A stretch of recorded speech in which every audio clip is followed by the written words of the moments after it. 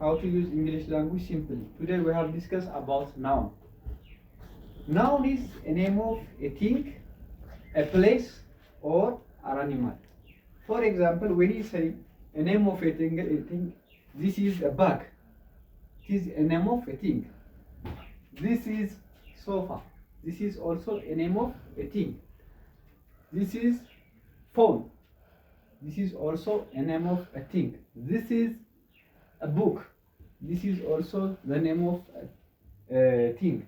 This is flower. This is also a name of a thing. And this is a joke. This is also a name of a thing. We have discussed about a thing which is called by a noun.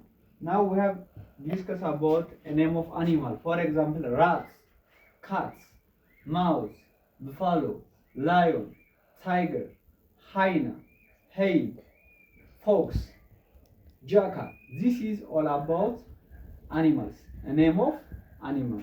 Today we have discussed about simply about the nouns. In the next time we have detailed discuss about a kinds of noun. So for listening to me, thank you. It's me, Thomas.